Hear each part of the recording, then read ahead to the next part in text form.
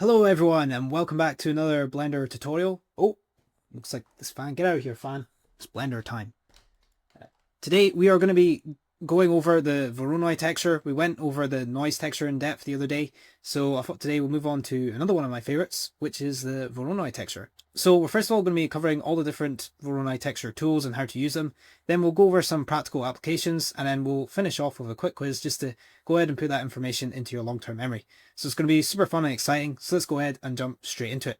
Alright, so to get started, I'm just going to press Shift and then A, and then under Mesh, I'm just going to go ahead and choose Cube. So if you have the default cube, you don't have to do this, of course. And then I'm going to come down to the bottom here, and where it says timeline, I'm just going to click this clock and change it to shader editor. This is a menu here where we can actually add textures and make materials, things like that. And some of you, it might be set on line style by default, in which case just go ahead and change it to object. And then we can go ahead and press plus new. All right, we'll go ahead and add the Voronoi texture. So just like how we do in the 3D viewport, to add a new texture node, all we need to do is hold down the Shift key and then press A to open that add menu. And this will open up the node add menu this time. And if you come under texture, we have a few different options here. So there's like image texture, which is just an image from your computer. We have noise texture that we're covering in one of the last videos. But today we are looking for Voronoi texture, which is this one here. And if we then go ahead and plug this distance parameter into the surface. So to do that, I'm just left clicking and dragging this circle here and plugging it into surface. You will notice nothing happens, and that's because we need to go into material preview first. So to find that, just come to the top right hand corner here in the 3D viewport and just left click this option here called material preview viewport shading. It should look something like this. Now, if your cube is completely black, this is an issue which started, I believe it was around Blender 4.2 when they first introduced the new big changes to Eevee. And so usually you can go ahead and fix this by just making sure your graphics card drivers are up to date. But a lot of people are like, how the heck do I go about doing that? And I don't know if it works 100% of the time. So I'm going to show you another method, which I used to do. And that's you go to render engine, change to Eevee, and come down to ray tracing here. And you can go ahead and turn that on, and then under fast GI approximation, go ahead and turn that threshold up to 1, and it should fix that issue most of the time. If it's still black, it may just be your computer's incompatible, in which case I recommend using Blender 4.1, which is still a very good version of Blender, although unfortunately it won't have the new Eevee and some of the new changes. So in which case you just gotta kind of take what you can get. But we'll go ahead and switch that back to cycles. The reason why we need to change this in Eevee for material preview, since this isn't rendering, is because this material preview actually uses Eevee to power it. So that's why that's there. And you will notice that if you are having this shading issue where it's appearing as black, cycles works fine in render mode. So it's only really for this preview mode, but it's quite important for doing materials and things like that. So let's go ahead and get started with looking at this Voronoi texture. So I start off by plugging this distance in, which kind of creates these black spots like this. And these are kind of just gradients going out like that. And you can see there's some subtle cracks in here. There's also these options though as well called color. So I plug that in there and you can see it just creates a bunch of colored polygon shapes here for us. And there's also one called position as well, which is something that we're not going to cover in this tutorial as it's a little bit more advanced. So we'll skip that one for now. But we also have this here, which is the dimensions. This works very similarly to the noise texture. So if I change this to 1D, for example, as some of you might have guessed, especially if you followed along with the noise texture tutorial, you'll notice how it's all just one color now. And we can change this by going ahead and changing this W parameter, which is going to allow us to cycle through a bunch of randomly generated colors. So that's what 1D does. Next up, we have 2D. You can see this is working very similarly to the 3D, but it's only working on the X and Y axis. If you don't know what the axes are in Blender, you can see this red and green line here are representing the X and Y axes. And the reason why I know that is because if I look to the top right hand corner here, there's this handy gizmo which tells me what all the axes are. So there's X, Y, and Z. So X and Y are the kind of floor axes in Blender, and the Z axis is this up and down axis. So this is really handy to know, as 2D, for example, is only going to be working on as X and Y, but also when we're moving objects and when we're working with the mapping node and stuff in the shader nodes, which we'll be talking about later, it's handy to know about what these different axes are to help improve your understanding of how things are working. So then we've got 3D, which was just the default that we started with. And then finally, we've got this one called 4D, which is just like the 3D, but instead it's got a W parameter as well, a bit like how 1D had. And this W parameter will just allow you to move this texture with it, which is pretty cool, especially if you wanted to animate this and have some kind of moving texture. To go ahead and animate a node, all you would have to do is just hover over it and press I to insert a keyframe, and then you would move along the timeline and then press I again. So if you're familiar with how the timeline works in Blender, then that should be fairly self-explanatory, and you can feel free to have an experiment around with that. But we'll leave it just now because it's not really too relevant to this video. And I'll just press Ctrl Z to undo that. Then we've got these different options here. So there's quite a few, and they'll have slightly different effects. And I like to use these a lot. I believe I made the procedural wallpaper material. I've made quite a few using some of these Voronoi texture variations. So these Voronoi texture options are really cool for just playing around with that. Another good one, which I like to use a lot, is this distance to edge one. So if I just load that up. So when I've clicked that, you can notice it's gotten rid of the color in the position option.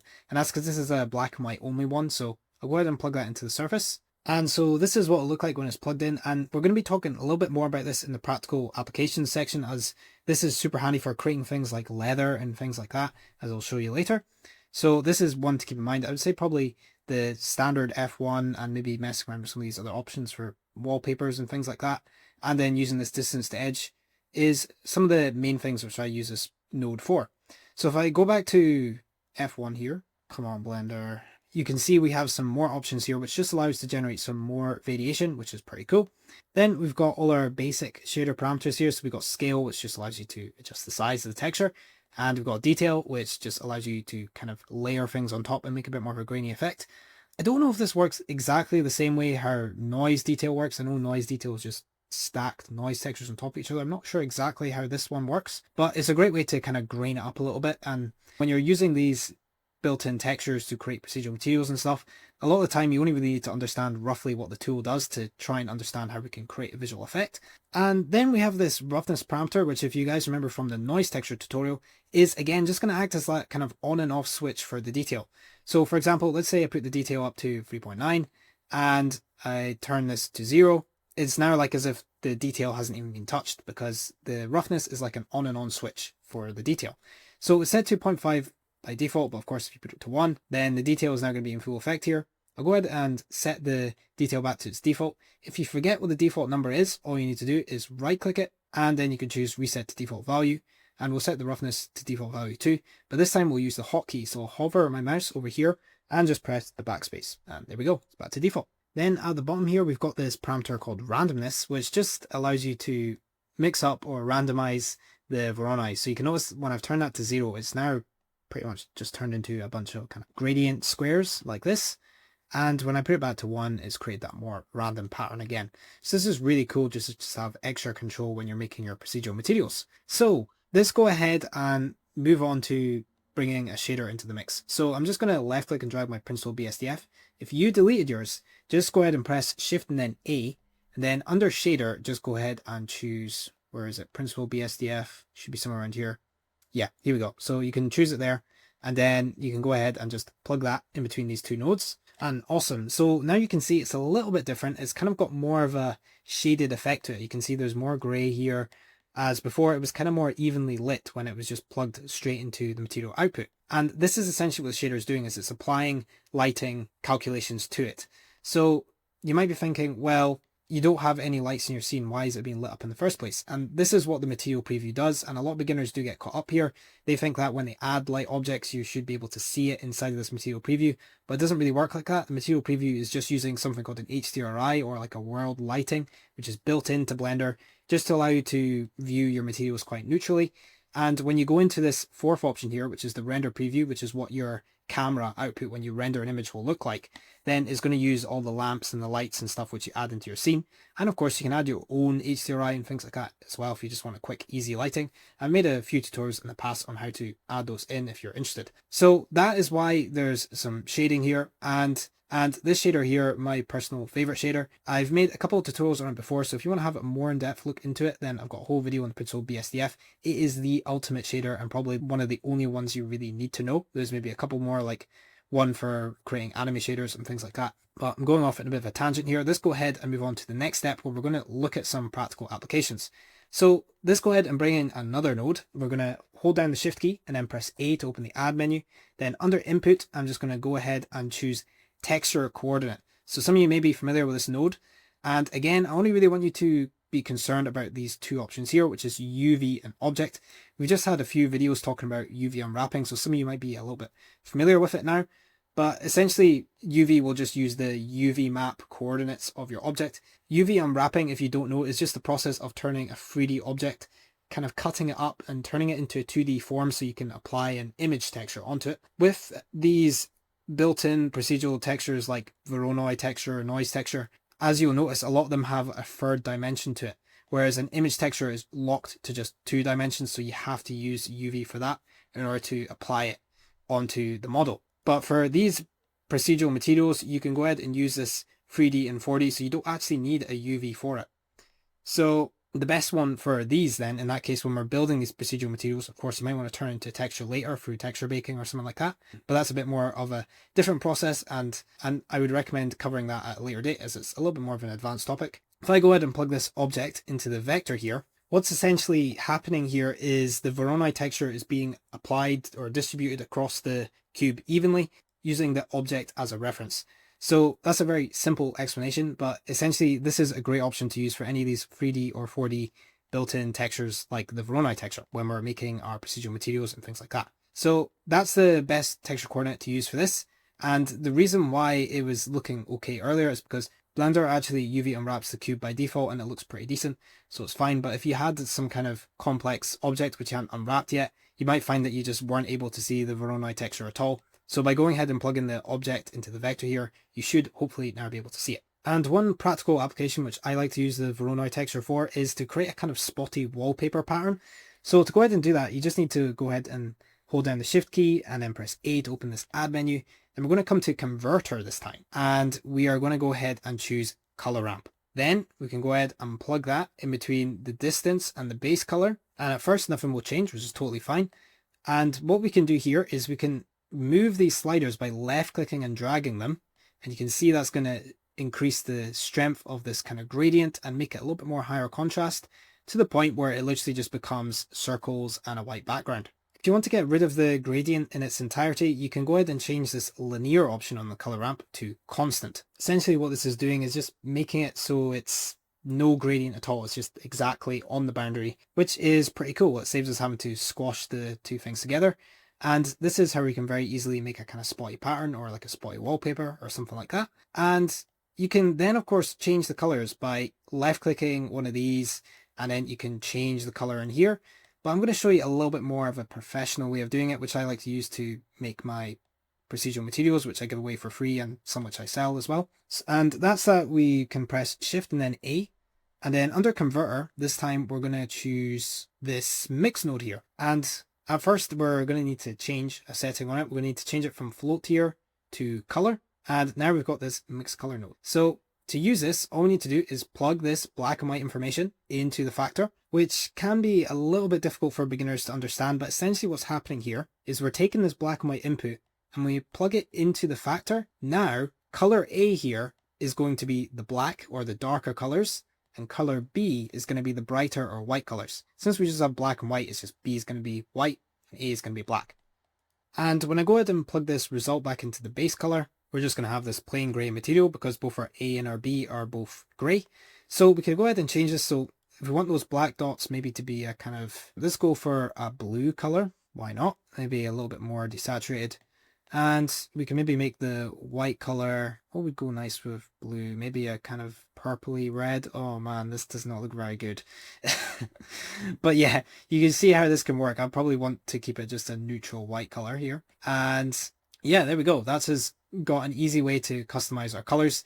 So it's a great way. And the reason why I say I use this with professional built-in procedural materials is if any of you are familiar with group nodes, which I do have a video on that as well if you're interested, it needs a kind of socket to plug into it so you can control it from the outside.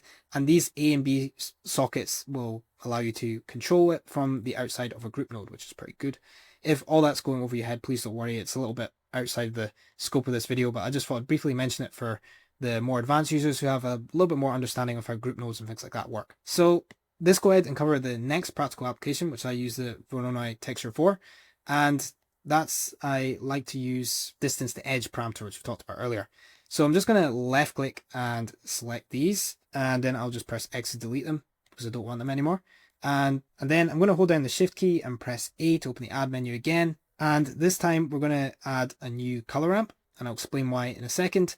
And so I'll go ahead and change this F1 here to distance to edge, and then we can go ahead and plug this distance into the base color. All right, awesome. So now we got a pretty cool cracks effect here. And what I can do is go ahead and plug this color ramp in between here. And again, you can use these sliders here just to change the contrast. And this could be pretty cool for creating like a leather material. This is what I usually use for that. And you could just go ahead and either change the colors here on the color ramp, or you could add a mix color node like we've done in the spotty wallpaper example to control the colors there, and just choose like a nice brown color or a kind of black color if you want to make a leather couch like I've got behind me. And then the other thing I want to show you is how we can use this with normals. So you can see there's this normal socket here on the Principled BSDF, and this allows you to add shaded detail to your model without actually doing any modeling. So it's editing it on a kind of pixel level to keep it simple. So let's go ahead and add a node which allows us to do that. So I'm going to hold down the shift key and press A, and then under vector I'm just going to go ahead and choose bump, and I'll place that there just now. And I'll plug that into the normal, and straight away nothing will happen because we don't have anything plugged into our bump node yet. But if we go ahead and we'll unplug this from the base color just now, just so we can see it in isolation, and I'm going to plug the color of this into the height. And right now it's very subtle, but you can just about see that there's some little cracks coming through here. And to increase the strength of this, we can just come to this distance parameter here, and I'm just going to set it to 1 to make it pretty strong here. And we can turn that on. And there we go, now we've got some cracks, and you can see they've kind of got these flat bits, and that's because we adjusted our color ramp earlier. So it was kind of more like a perfect sort of pyramid gradient, which it was making earlier, which was the default. But because we moved that white notch closer to the black one, it's kind of chopped off the top here. So you can see as I adjust that, it's going to start bringing it more, so it's back to a point again. And as I bring it closer to the black, you can see it gets flattened out even more, which is pretty cool. And that looks pretty nice. That's what I would use for something like leather or some kind of cracked rock material. And if you want to control the strength of this without using the distance parameter, you can just use the strength, which is a little bit similar to the roughness parameter on the Voronoi texture. It's kind of like an on and off switch, but this time just for the bump in general. So I can maybe change this to like 0.5 or something, and there we go. We got around half the strength there, which is pretty cool. And none of this is model detail. This is all just pixel level details, which is really cool. So you didn't have to do any sculpting or anything like that. And it's all going to react to the lighting and things like that as well. So you don't need to worry about it not being shaded or anything like that. So overall, really cool. And I briefly mentioned earlier about the mapping node. I think we should have a quick recap of it because it's an important node. So I'm going to hold down the shift key and press A again. And under vector, I'm going to choose mapping. So this node allows us to adjust our textures even further by almost scaling them, a bit like how we would scale an object or move an object in edit mode. We can scale and adjust and rotate our textures as well, which is really cool. So I can just go ahead and plug this mapping node in between the object and the vector here. And once it's done, you won't notice any changes, but you can use these location, rotation, and scale parameters to go ahead and adjust things. For example, if I wanted to squash it inwards, then I could go ahead and adjust this Y parameter, maybe change it to a number like 4 or something like that. There we go. And now you can see it's been squashed in on that Y axis. And the same applies with any axis which you want to squish it on. So that's pretty cool. Just keep in mind, if you squish it on all axes at once, it's going to even out again because everything's been squashed equally. So just keep that in mind when using the axes. So I encourage you after this video to go ahead and have a play around with this mapping node, as this is a really powerful node and one which you'll really benefit a lot from being able to use. So definitely feel free to go ahead and use that node and play around with it and get used to it. So we'll go ahead and wrap up the video here with a quick quiz. So I'll go and pull this down just to hide those away. So first of all, I want you to think about when creating the spotty wallpaper, what node did we use to go ahead and create it so we were turning those gradients into spots? So pause the video and have a little think about it. So the answer was that we used the color ramp node. And if I open this up again, we just used that and we brung these notches close together so that the contrast was really high and it created that spotty wallpaper effect. And we can also use that, of course, with the distance to edge option here in the Voronoi texture to create flattening of the cracks as well. All right, next question. I want you to think about what node did I use to take the color ramp, black and white information, and use it to easily adjust the color. So feel free to pause the video and I'll go ahead and answer the question. So the answer is we used the mix RGB node, or the mix node then turned to color. And that allowed us to go ahead and adjust the color. So I'll go ahead and add the node just to give you a refresher. Press Shift A and you can come to converter and choose mix, or I think you can also just search for mix color if I search for mix color in here, yeah, perfect. So we can search for mix color, and yeah, we just plugged our color ramp into there, and then we use this A and B socket to determine what the colors are going to be.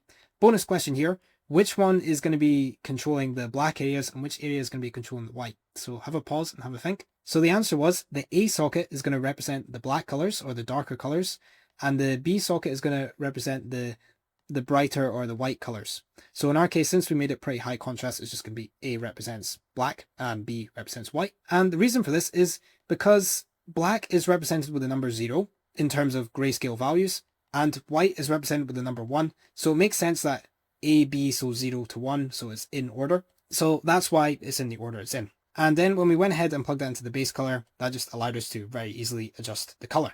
So yeah, that just about covers it. I hope you found that video useful. Feel free to let me know what you think and if you'd like to see any more videos like this.